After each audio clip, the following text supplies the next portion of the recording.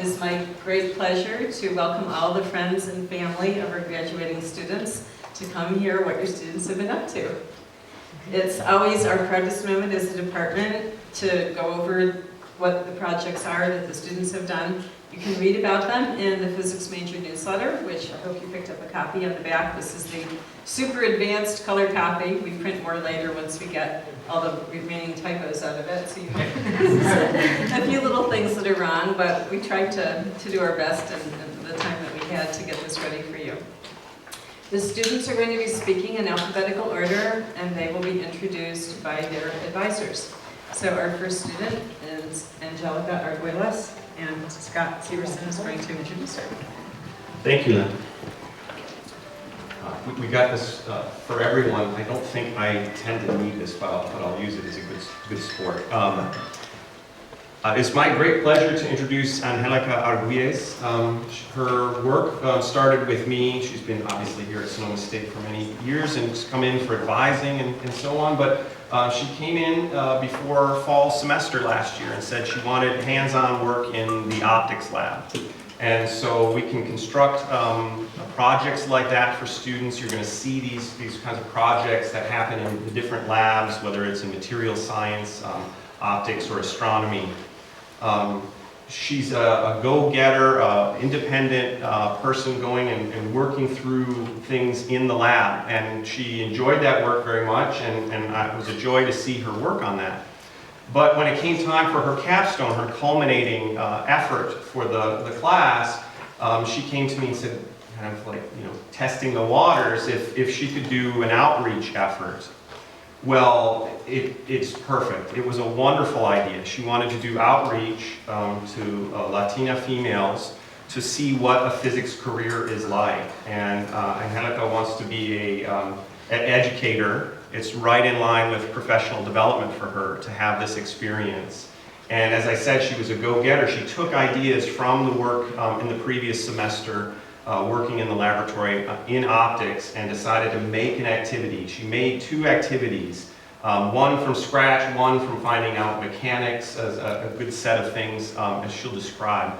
But she made 2 wonderful activities and was able to put them together, and this is a wonderful project for her Bachelor of Arts in Physics. So let's give a warm welcome to Angelica. Good afternoon, my name is Angelica Arguelles, and I will be presenting on my instructional design project, which was based on minority female students in the physics field.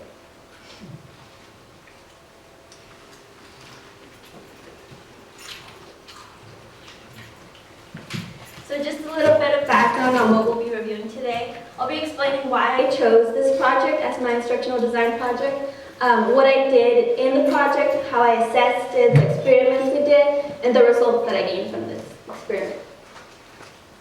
So just a little bit of background information. According to the National Girls Collaborative Project, bachelor's degrees are only awarded, about 19% of bachelor degrees are awarded to females in the physics field.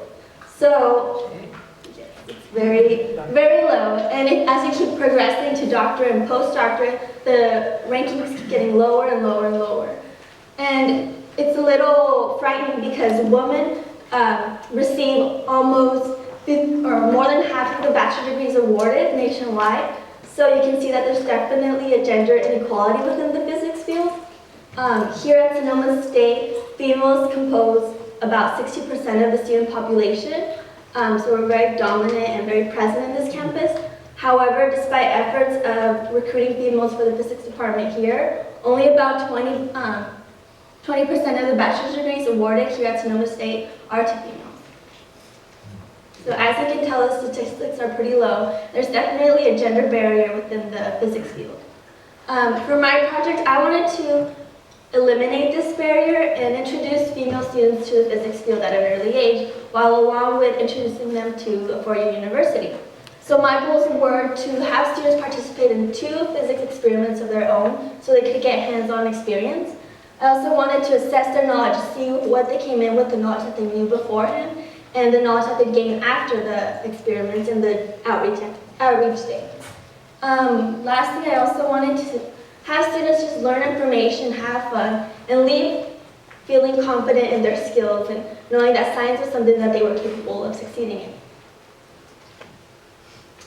So the students that I asked to come and participate in my outreach day were 9 female students from Santa Rosa High School.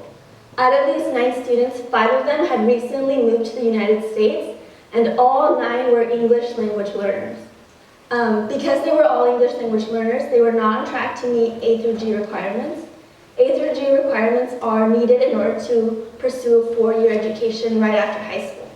And because they're English language learners, they haven't been taking college prep English, meaning that they won't be taking the academic classes needed to go to college. 6 out of the 9 have a higher GPA than a 3.0, so they're very intelligent and bright girls. And all 9 will be first-generation college students when they finally graduate from high school. So I wanted to understand the knowledge that they would be coming in with to my outreach day. So I Googled the California Department of Education, the science standards, and they follow the next generation science standards. In middle school and elementary school, they would have learned about light and basic information about energy. However, in high school, that's where they get to learn the gist of physics concepts, like Coulomb's law, electric fields, etc. However, because my students aren't going to be able to meet the A through G requirements, they won't ever have the opportunity to take a physics course in high school.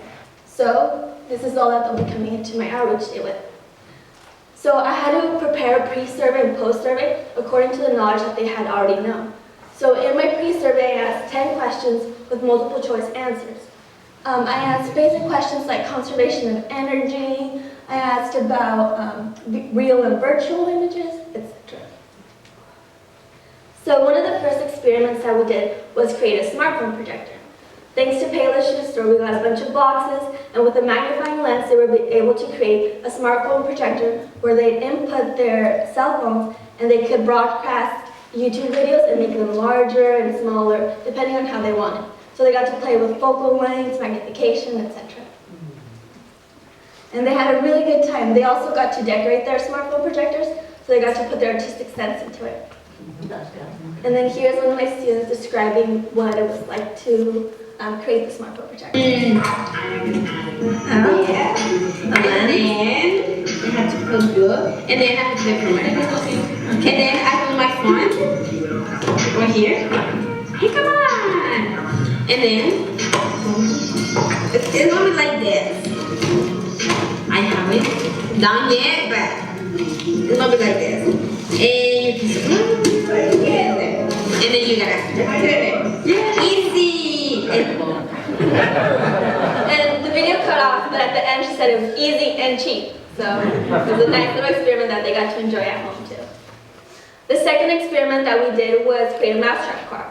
So I split them into groups of 3 and had them compete against each other to create the most efficient mousetrap car. So they used mousetraps and like CDs as wheels, and they got to use their imagination to see what would work well in having the mousetrap go once you set it off. And they had a lot of fun. We got to race the mousetrap cars through the halls of Darwin, so that was a pretty good time. A little loud, but it was enjoyable. And when I had initially done the mousetrap car prior to the outreach day, I failed. I couldn't get it to work. Somehow it wouldn't work for me. So I was a little nervous going into this, but the students were able to create a mousetrap cars that actually worked. So when we tested it, I was thinking that it wasn't going to work, but luckily it did work and everything went on point. So here it is, us seeing that it actually worked and our reactions.